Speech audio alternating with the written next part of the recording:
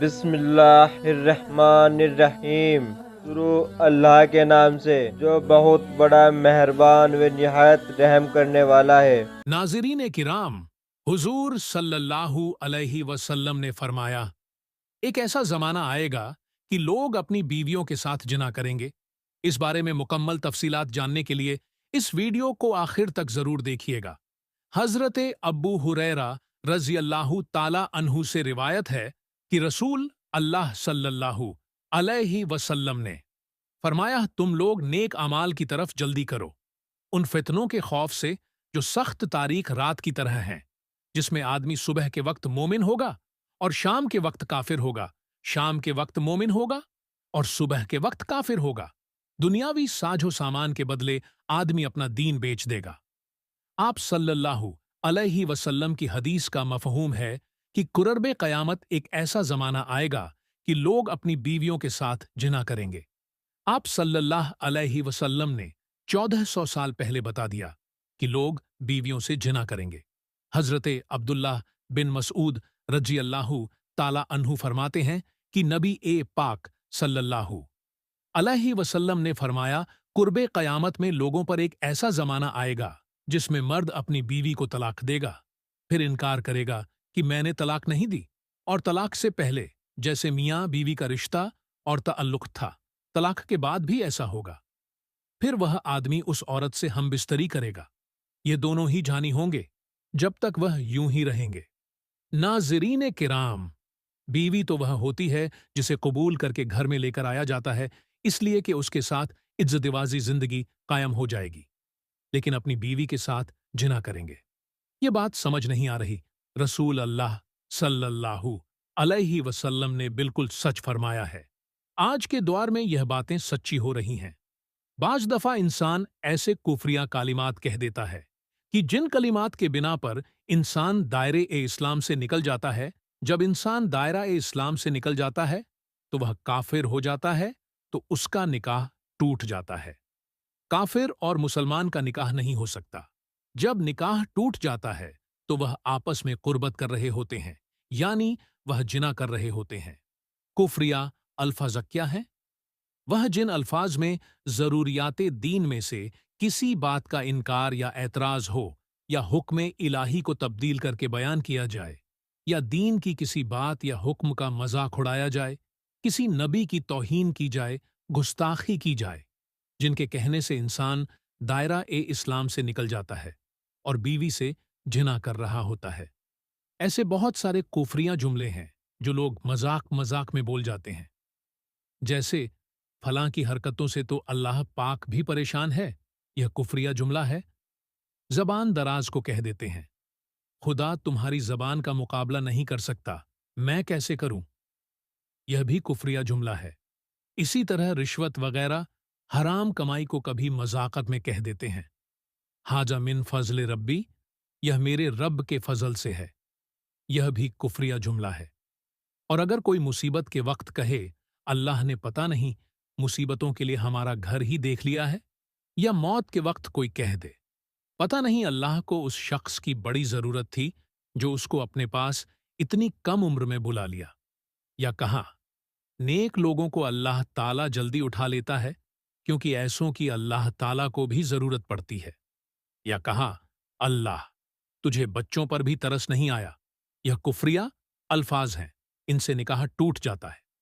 ایک وہ جملہ جو اکثر عورتیں اپنے گھر میں بولتی ہیں، اگر کسی پر کوئی مشکل وقت پیش آیا ہے تو وہ آگے سے کہتا ہے کہ اللہ نے میرے ساتھ کون سا اچھا کیا ہے۔ یہ وہ الفاظ ہیں جو آپ نے کئی دفعہ کئی عورتوں سے سنا ہوگا۔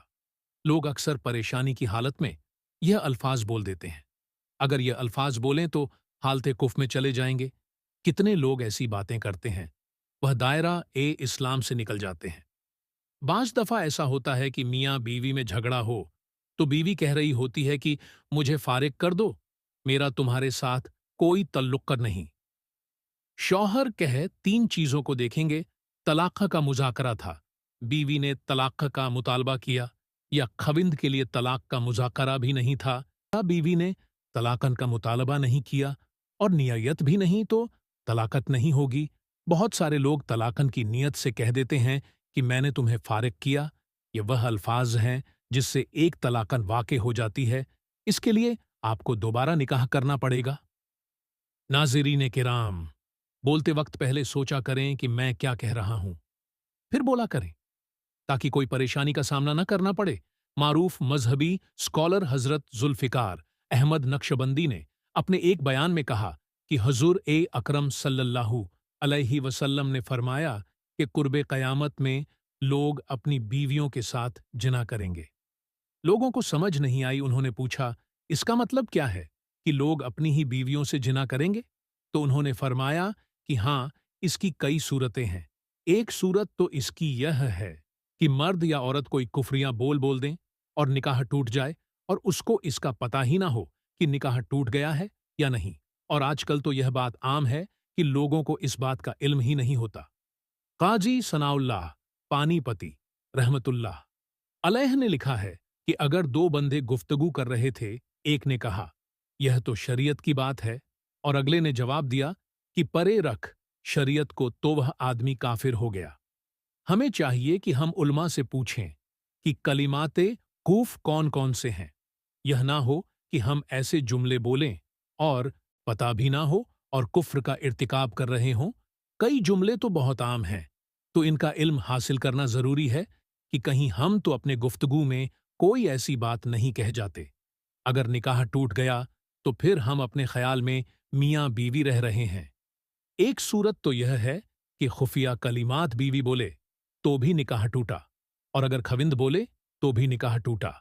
और दूसरी सूरत एक दूसरे के साथ बहस है, और यह तो हर घर की बात नजर आती है। जब शादी हड़ तो मैं बोलता था और बीवी सुनती थी। उसने कहा फिर बच्चे हो गए तो बीवी बोलती थी और मैं सुनता था। उसने कहा फिर हम दोनों बूढ़े हो गए, अब हम दोनों बोलते हैं और मोहल्ले वाले सुनते हैं। नाज़रीन, बुढ़ापे में बहस और ज्यादा हो जाती है, और उसमें होता क्या है कि मर्द की जुबान से किनाये में तलाक निकल जाती है। किनाया उसे कहते हैं कि लफ्ज़ तो तलाका वाला नहीं बोला, लेकिन बात ऐसी कर दी कि मफहूम तलाका वाला निकलता है, इसको किनाये में तलाक कहते हैं। अब यह गुनाह बहुत ज्यादा है।